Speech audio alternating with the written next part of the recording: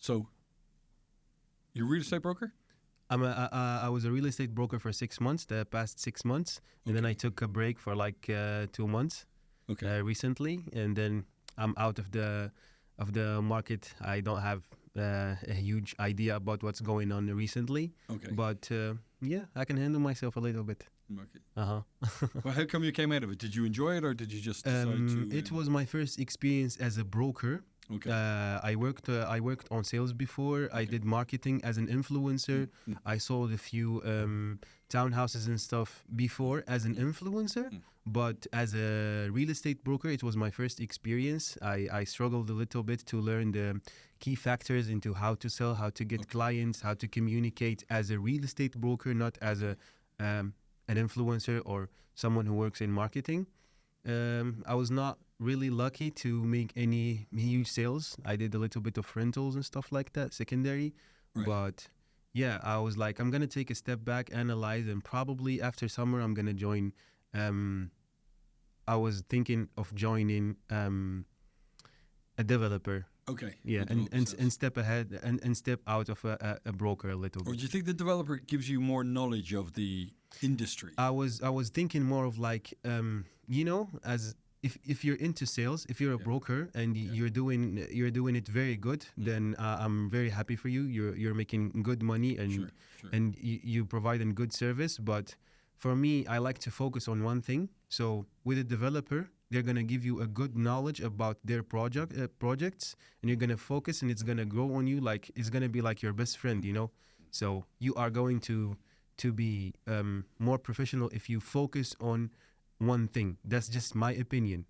No, I agree with you, because I think that in the developers, perhaps you get more product knowledge. And a lot of that product knowledge is not just about the product that that particular developer is constructing or building or selling. It's the the actual construction processes and how things go together. Through the construction process. And I think that's when you have a depth of knowledge in sales, it always helps you, because obviously your end user and your customer will ask you those kind of questions. And some of the customers have been maybe investing for a long time, so they have a good knowledge of various things within the construction and development industry in Dubai when they're asking those questions. So as a broker, that's where I felt like I'm a little bit off here, because I feel like my clients are they have more knowledge than me, so I cannot be focusing on this developer. I'm gonna take a step back after summer, or maybe like by the end of summer, I'm gonna choose a very beautiful developer and check what we can do together. I think that's a good idea, because I think as we say, having a plan is always good, and having a plan, step by step to get to the exactly. As long as you can like locate where are you like weak, and what is your strength, that's the most important thing. Good. Let's go back a bit. So you're originally from Algeria? Algeria, yes, North Africa. I know. I lived in Morocco for about 5 or 6 months myself. So it's pretty similar. It's the accent, the food, and stuff like that. Pretty similar. So, you grew up in Algeria? I grew up in Algeria for like 21 years. I've been there. And so what was your journey from there to get to Dubai? Where did you decide to come here, or did you go via elsewhere? Or no, so look, I started as a beatboxing artist in 2015 in Algeria. You were boxing? No, beatboxing. Oh, beatboxing. Like you want an example? It's like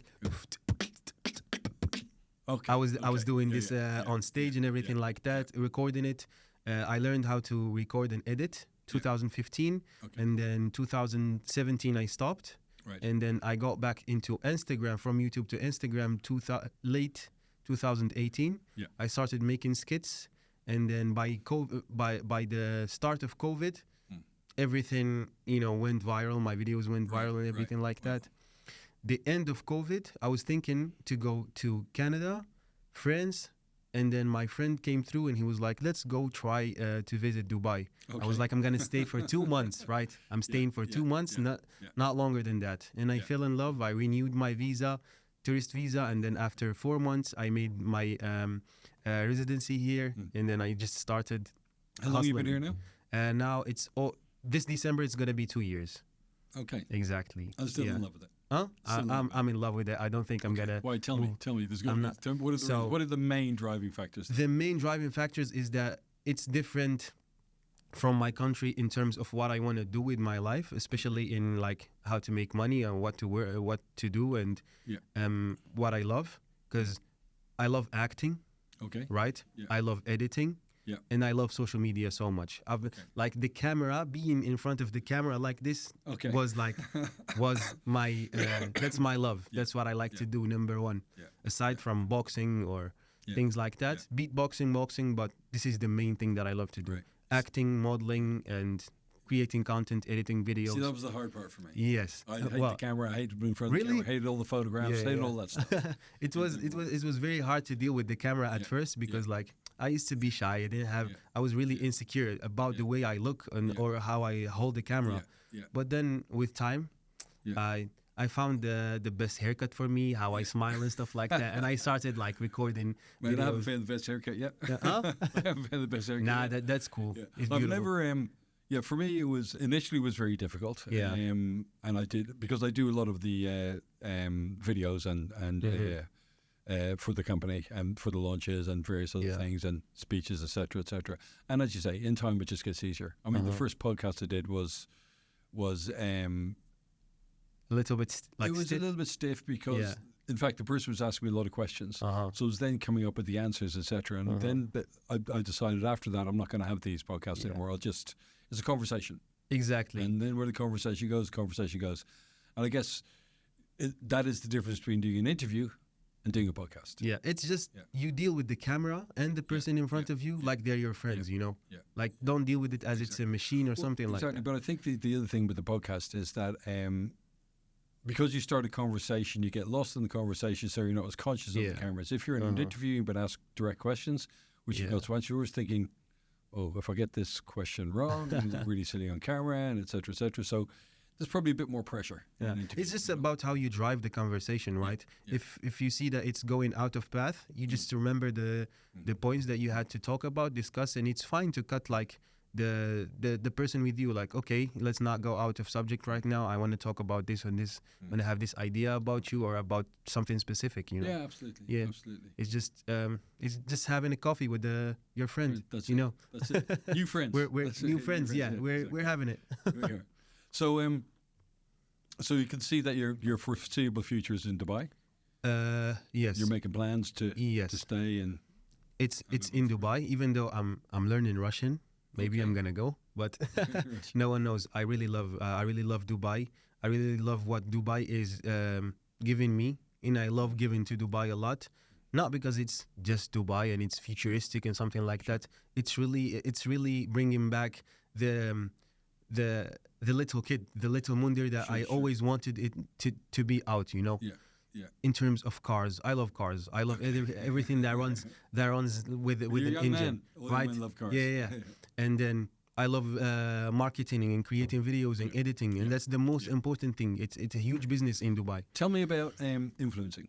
Yeah. Listen, my generation obviously is probably a couple of generations from away from you. So I mean, social media. Whilst I'm on social media and my profile's on social media in various instances. Yeah. I wouldn't be as I wouldn't have the knowledge or the in-depth knowledge like even I have an 18-year-old daughter at 8, and she knows a lot more about it than I do. And then obviously the whole influencer thing, which I guess came about in the last 5 years. Yeah, Is it 5 years, 10 years? We can say like since 2000. Since right first time. Same. Okay. Yeah. Good. Okay. Pretty much like 5, 6, 7, something like that. Tell me, what do you want to know about influencing exactly? Because there is a huge influence in the world. Yeah. TikTok, Instagram are the main right now. Yeah. YouTube is just like a TV, but TikTok and Instagram, they're huge. There's positive influence and negative influence. Yeah. And I think like our old people have a very negative idea about it. Yeah. Because we're just not really open to explaining how is it and what's going on. Sure. And the bad people are ruining it on the good people. Yeah. That's it. So I just want to know, what do you want to know exactly about influencing? I mean, basic understanding of the say the three platforms you talked about. YouTube, well, there's Facebook as well, obviously. Facebook. Yeah, Facebook. I'm out of Facebook a little. Facebook was kind of like yeah.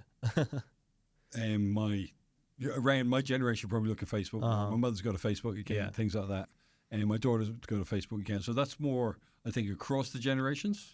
But still, it's working. It's more for marketing now, but yeah. And then when you look at something like YouTube, so I think the difference between YouTube and Instagram and TikTok for me would be that when you go to YouTube, you search for something. Yeah. So you immediately look for it's something. more like TV, even though they have small formats of videos, but it's like it educates. I love YouTube. Exactly. It's very good. So, but with Instagram, for example, and TikTok, you see new things. Yeah.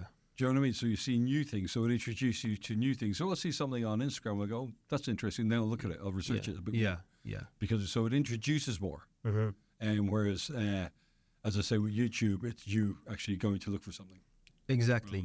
Instagram is just, let's say, it depends also on what are you interested in, because the things that you watch are some suggestions or like things that you watched before, similar to that. That's the first thing. TikTok, you can also find new things, but it relies also on what have you been watching before. It's something similar. It finds a thread. If you want to be like, I want to be more into bikes. You research a video of a bike, you go watch videos of bikes. Tomorrow, you're going to have more videos on your Explore page about bikes. I mean, on Instagram, I do that with some various fitness guys and whatever. Exactly. So I watch stuff exactly. Like that. But even Irish history, Irish rugby, that kind of thing. So you start seeing it more and more and more. That's just and then AI. I follow certain pages which they actually give you scores on various things. Exactly. So it's just that there is negative and positive. Positive depends on what you watch and how you drive your viewing hours throughout like Instagram, TikToks, or of course all social media, because it's gonna suggest whatever you are already been watching before.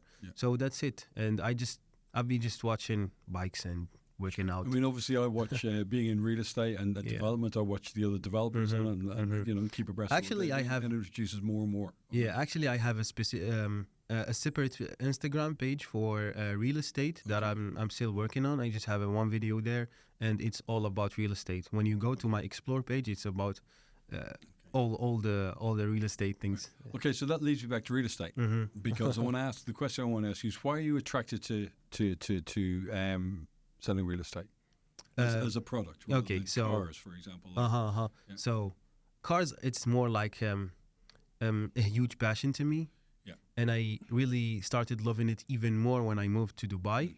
But then I realized that there is something even better, which is houses, real estate. Yeah. And in terms of money, in terms of like how beautiful to have an idea about it, because it's just a worldwide market. Right? Sure. Not everyone is going to be interested in a Lamborghini or something, but everyone is going to be interested in having their own home. Everybody's got to have a roof over their So heads. you're literally not selling houses or real estate or just some material. You're selling dreams. Okay. You know? Good answer. Yeah. You are. So I started falling in love with it, and I was like, I'm just gonna dedicate my time now to learn about it. It's gonna take probably 6 months, a year, 2 years, 5 years, but it's gonna be really worth it. My kids are gonna be proud. So you're planning the journey. Yes. Okay. Even if it's gonna be long, but I'm still gonna be learning. Sure. Knocking on all doors. We're always learning every day. I probably say that. We're always learning. I've been doing it a long time. Learning every day. Yeah. Build the Instagram account of the chairman and mine. Yeah. But I'm doing a bit of it myself with videos and various bits and pieces. And I wasn't sure what way to go. But I mean, listen, I think with it, I've got to go the way that I'm comfortable. I'm the COO here. Yeah. So I'm involved in really every department of the business to lesser or greater extent on a daily basis. So, but that's not all I do. You know what I mean? That's not all I'm about. So it's like, people say to me, "Oh, what do you do in Dubai?" You know, because I think obviously you got this job, you're a successful developer, you must be, You know, my life's really simple. You know, I train in the mornings. I train every day almost. I've taken up Brazilian Jiu-Jitsu, and then I train for that. On the other days, I'm actually doing that particular sport. I come to work. I spend some time with friends, but I don't have a wild lifestyle. I'm not going to clubs every night. I'm not going to expensive restaurants every night.